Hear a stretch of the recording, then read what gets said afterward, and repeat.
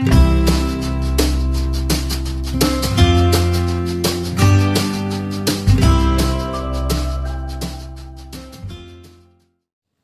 दोस्तों, आज के लेक्चर में हम कुछ इम्पॉर्टेंट की पॉइंट्स को डिस्कस करेंगे जो कि हेलो एल्केन्स की रिएक्शंस में आते हैं, जैसे कि ऑर्डर ऑफ रिएक्टिविटी और रिएजेंट्स के बारे में।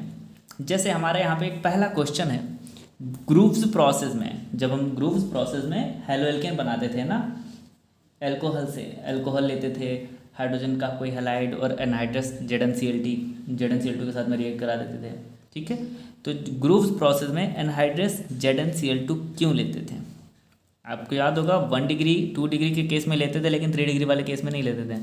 तो पहले तो ये समझ लेते हैं कि क्यों लेते हैं।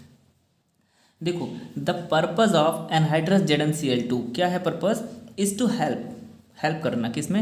इन द क्लीवेज यानी कि break down of the CO bond. तो CO बॉन्ड को ब्रेक कराने के लिए ये यूज किया जाता है। अब चूंकि ZnCl2 एक लुईस एसिड है, इसीलिए यह आसानी से कोऑर्डिनेट कर जाता है एल्कोहल के ऑक्सीजन आइटम के साथ। अब एल्कोहल तो ऐसा होता है ना, तो इस ऑक्सीजन आइटम के साथ आसानी से ये ZnCl2 कोऑर्डिनेट कर जाएगा, जिसकी वजह से होता ये है कि जो CO बॉन्ड है वो कमज़ोर पड़ जाता है, वीकेंस हो जाता है, एंड फाइनली ब्रेक कर जाता है। ब्रेक करके वो कार्बोकैटायन बना लेता है। अब कार्बोकैटायन जो है वो बहुत ही जल्दी रिएक्ट कर लेता है क्लोराइड के आयन के साथ, और इस तरह से बनती है क्लोरोएल्केन। तो इसीलिए 1 डिग्री अल्कोहल 2 डिग्री अल्कोहल में एनहाइड्रस ZnCl2 का यूज़ किया जाता था, लेकिन 3 डिग्री वाले में नहीं किया जाता था। उसका रीज़न भी यही था, कार्बोकैटायन। क्योंकि देखो, कार्बोकैटायन जितना स्टेबल है ना, कार्बोकैटायन की स्टेबिलिटी के अकॉर्डिंग 3 डिग्री वाला इतना रिएक्टिव हो जाता है अल्कोहल कि वो बहुत ही जल्दी सिर्फ शेक करने से ही मिक्स हो जाता है और क्लोरोएल्केन्स या फिर कोई भी हेलो एल्केन्स बना लेता है। लेकिन यही हम 1 डिग्री 2 डिग्री का केस लें तो वो उतना ज़्यादा रिएक्टिव नहीं होते, इसीलिए एनहाइड्रस ZnCl2 का लेना ज़रूरी है वहाँ पे। सेकंड क्वेश्चन आता है कि हैलोजन एसिड यानी कि HX, HCl, HBr, HI, इनका रिएक्टिविटी रिस्पॉन्स क्या होगा एल्कोहल के लिए? अगर किसी भी पर्टिकुलर एल्कोहल के साथ हम रिएक्ट करा रहे हैं, तो HCl लें या HBr लें, HI लें, तो पहले कौन रिएक्ट कर जाएगा? तो रिएक्टिविटी ऑर्डर HI सबसे ज़्यादा रिएक्टिव होता है, HBr उससे कम, HCl उससे भी कम। रीज़न, जो बॉन्ड डिसोसिएशन एनर्जी है वो इधर से इधर जाने में, HI से HCl जाने में इंक्रीज हो रही है, यानी कि टॉप टू बॉटम आने पर बॉन्ड डिसोसिएशन एंथैल्पी डिक्रीज होती है। तो जिसकी बॉन्ड डिसोसिएशन एनर्जी ज़्यादा होगी उसको हम आसानी से तोड़ नहीं पाएंगे। ठीक है, HI की कम होती है, इसलिए आसानी से ब्रेक हो जाता है। फिर आता है रिएक्टिविटी ऑफ अल्कोहल। तो कौन सा अल्कोहल पहले रिएक्ट करेगा? 3 डिग्री वाला पहले करेगा, 2 डिग्री वाला उससे कम, 1 डिग्री उससे कम। ये अभी यहाँ पे बताया था, because of the stability of carbocation. एक छोटा सा पॉइंट यहाँ पे और इंक्लूड किया है ताकि कई बच्चों को कन्फ्यूज़न हो जाती है SOCl2 और SO2Cl2 में कि ये दोनों हैं क्या एक्चुअल में। तो देखो, SOCl2 तो थायोनिल क्लोराइड है, लेकिन SO2Cl2 सल्फ्यूरिल क्लोराइड। ये SOCl2 वही थायोनिल क्लोराइड है जिसे हम हेलो एल्केन बनाने का एक बेस्ट मेथड लेते हैं, है ना, जहाँ पे SO2 और HCl गैस के फॉर्म में बनता है और पास हो जाता है वो। अब आता है नेक्स्ट पॉइंट ये है कि halogen group ortho para directing group है। ये आपको याद रखना है, जितने भी हेलो एरिन्स वाले रिएक्शंस करोगे तो जहाँ भी हैलोजन्स होते हैं ना, हेलो एरिन्स वाले में ये आर्थो पैरा डायरेक्टिंग ग्रुप हैं, तो आर्थो और पैरा प्रोडक्ट बनाएंगे। फिर हैलाइड आयन जो है वो एक गुड लीविंग ग्रुप होता है, आसानी से लीव कर सकता है, और जो ग्रुप जितना बेटर लीविंग ग्रुप होगा वो उतनी ही अच्छी, उतनी ही जल्दी न्यूक्लियोफिलिक सब्स्टिट्यूशन रिएक्शन भी देगा। अब ऑर्डर देखें लीविंग ग्रुप का, तो इधर से देखो FCl, Br, I, यानी टॉप टू बॉटम आने पे आयंस की जो एबिलिटी है लीव करने की वो बढ़ती जा रही है। तो आयोडीन का जो आयन होता है, आयोडाइड आयन, ये बेस्ट लिविंग ग्रुप है, और F लीस्ट रिएक्टिव होता है, पुअर लिविंग ग्रुप होता है। ठीक है, इसी तरह से हेलो एल्केन्स की रिएक्टिविटी का ऑर्डर देखें यहाँ पे, तो Ri is greater than Rbr, is greater than RCl, and that is greater than Rf, same है। फिर आता है पॉइंट नंबर 7, जब यहाँ पे पूछा गया है कि एल्किल हैलाइड्स साइनाइड्स के साथ, हाँ ये रिएक्शन आपको याद होगी कि पोटेशियम लेते थे तो साइनाइड बनता था, सिल्वर वाला ले रहे थे तो आइसोसाइनाइड बनता था। ऐसा क्यों होता है? तो वही क्वेश्चन लिखा हुआ है, why alkyl halides gives cyanide with KCN and isocyanides with AgCN as a product. ऐसा क्यों होता है? देखो पहले रिजोनेटिंग स्ट्रक्चर समझ लेते हैं और थोड़ा सा एम्बिडेंट न्यूक्लियोफाइल के बारे में, ताकि आपको इसका सोल्यूशन समझ में आ जाए।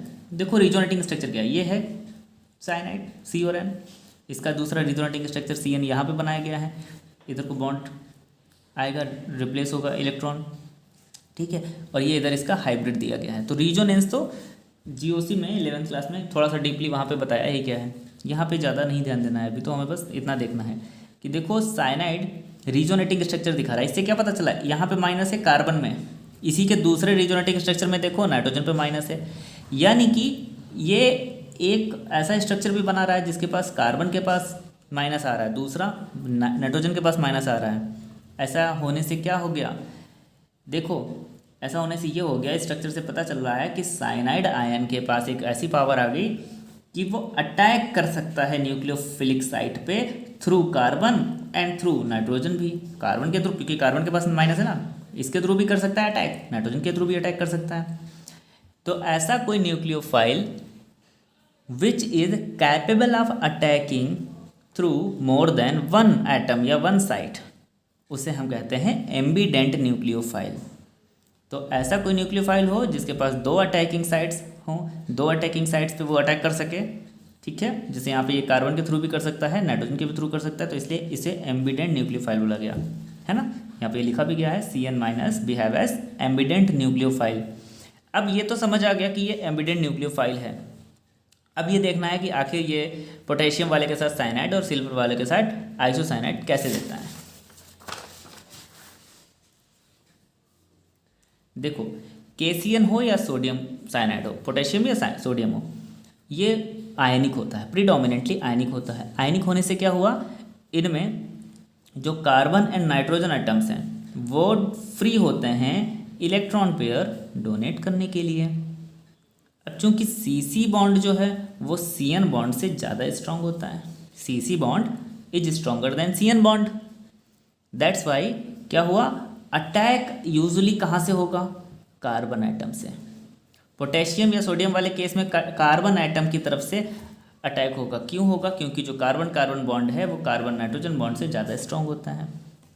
ऐसा हुआ भी क्यों, क्योंकि ये आयनिक था, ठीक है, तो इसलिए ये एल्किल साइनाइड बना लेता है एज ए मेजर प्रोडक्ट। जैसे यहाँ पे देखो दिखाया गया है, KCN लिखा, K के पास पॉजिटिव चार्ज, CN में C के पास माइनस चार्ज, इसका माइनस R के पास आएगा, अटैक करेगा, इसका ये कार्बन वाली साइड R वाली साइड को अटैक करेगी, तब जाके R डायरेक्टली किससे अटैच हो जाएगा, साइनाइड से, यानी C से जुड़ेगा, ना कि नाइट्रोजन से। लेकिन अगर हम सिल्वर वाला केस लें, सिल्वर साइनाइड, तो ये कोवैलेंट होता है, ये आयनिक नहीं होता। इस केस में क्योंकि ये आयनिक है नहीं, तो इस केस में केवल और केवल नाइट्रोजन फ्री है डोनेट करने के लिए, और कार्बन डोनेट नहीं कर सकता, केवल nitrogen atom is free to donate electron pair. इसीलिए यहाँ पे जो अटैक है वो मोस्टली किसके थ्रू होगा, नाइट्रोजन एटम के थ्रू होगा, है ना। तो उससे क्या बनेगा, एल्किल आइसोसाइनाइड, जैसे कि यहाँ पे दिखाया गया है, ठीक है। AgCN था, RX, यहाँ पे नाइट्रोजन के पास लोन पेयर है तो नाइट्रोजन जाएंगे R के पास अटैक करेंगे, ठीक है। तो यहाँ पे एक बेसिकली वन लाइन में हम समझ सकते हैं इसको नोट के फॉर्म में कि in presence of silver salt cyanide attacks through nitrogen, और in presence of strong basic medium cyanide attacks through carbon, ठीक है। यहाँ पे यानी कि KCN या NaCN लिया गया है, ओके। तो ये क्वेश्चन भी क्लियर हो गया। अब जैसे कि साइनाइड आइसोसाइनाइड वाला है ना, वैसे ही हमने देखा था KNO2 और AgNO2 का केस भी थोड़ा डिफरेंट हो रहा था। तो नाइट्राइट आयन NO2 पढ़ा था ना हमने, तो O माइनस NO, ये नाइट्राइट आयन लिखा है, ये भी एक एम्बिडेंट न्यूक्लियोफाइल होता है, जैसे साइनाइड था CN की तरह, ठीक है। देखिए जैसे नाइट्राइट आयन है, जिस तरह से साइनाइड आयन एम्बिडेंट न्यूक्लियोफाइल का काम कर रहा था, वैसे ही ये भी नाइट्राइट आयन ONO भी एम्बिडेंट न्यूक्लियोफाइल होता है। तो ठीक उसी तरह से पूरा उतना लंबा मैग्नीज्म ना समझा के यहाँ पे डायरेक्ट देख लेते हैं कि जो नाइट्रोजन के थ्रू अटैक होता है उससे नाइट्रो कंपाउंड मिलते हैं, और जो जब भी ऑक्सीजन के थ्रू अटैक होगा तो नाइट्राइट्स बनेगा, ठीक है। रीज़न वही है, सिल्वर वाला कोवेलेंट है, पोटेशियम वाला आयनिक है, तो जैसा CN था वैसा ही नाइट्राइट आयन भी है। अब हमने वहाँ पे केमिकल रिएक्शंस जब पढ़ रहे थे तो एक एलिमिनेशन रिएक्शन भी पढ़ा था, जिसको हम डिहाइड्रोहाइलोजिनेशन कहते थे, वहाँ पे हमने पढ़ा था कि जो सेटजब रूल है वो ये कहता है कि the alkene with greater number of alkyl group, एक ऐसी एल्कीन जिसके पास एल्किल ग्रुप ज़्यादा हैं उसे हम प्रेफर्ड प्रोडक्ट मानते हैं। क्यों प्रेफर्ड प्रोडक्ट मानते हैं डिहाइड्रोजैलोजिनेशन की रिएक्शन में? बिकॉज वो जल्दी बन जाता है, it is faster, it is formed faster than other alkene, है ना। अब इसकी कुछ ऑर्डर्स हैं, जैसे कि एल्कीन्स का ऑर्डर देखें, एल्कीन के बनने का ऑर्डर, तो Cr2 डबल बॉन्ड Cr2 यानी कि 2 एल्किल ग्रुप इधर 2 एल्किल ग्रुप इधर, कार्बन डबल बॉन्ड कार्बन के। यहाँ देखो क्या किया, एक ही 2 एल्किल ग्रुप इधर है बट इधर एक कर दिया गया, तो थोड़ा कम एल्किल ग्रुप कम है। टोटल काउंट लो 2 to 4, यहाँ पे 3 ही है। इधर देखो R2C डबल बॉन्ड CH2, यहाँ 2 ही एल्किल ग्रुप हैं, तो यहाँ 4 थे, यहाँ 3 थे, यहाँ 2 ही रह गए। लास्ट वाले में देखो एक भी एल्किल ग्रुप नहीं है, एक है, सॉरी एक एल्किल ग्रुप है RCH डबल बॉन्ड CH2, ठीक है। तो 4 3 2 1, जैसे जैसे एल्किल ग्रुप की संख्या कम होती चली गई फॉर्मेशन ऑफ एल्कीन भी थोड़ा सा कम होता चला गया। So stability of alkenes follow the same sequence, और जो एल्कीन है इनका स्टेबिलिटी भी यही सीक्वेंस फॉलो करेगा। इसीलिए हम कह सकते हैं कि जो मोर स्टेबल एल्कीन होता है वो मोर यानी और भी जल्दी बन जाएगा, तो जो ज़्यादा स्टेबल है वो जल्दी बनेगा। Reactivity of halo alkanes towards halo dehydrohalogenation, अगर एलिमिनेशन रिएक्शन के लिए हेलो एल्केन्स की रिएक्टिविटी देखें तो 3 डिग्री वाला पहले आएगा, 2 डिग्री वाला उसके बाद, फिर 1 डिग्री, ठीक है। तो मतलब 3 डिग्री RX की बात हो रही है एल्किल हैलाइड्स की। फिर अगर हम किसी भी पर्टिकुलर एल्किल हैलाइड के लिए या एल्किल ग्रुप के लिए ऑर्डर ऑफ रिएक्टिविटी देखें तो RI RBr RCl ये ऑर्डर रहता है। आयोडीन वाला जल्दी रिएक्ट करेगा, Br वाला थोड़ा कम, Cl वाला उससे भी कम।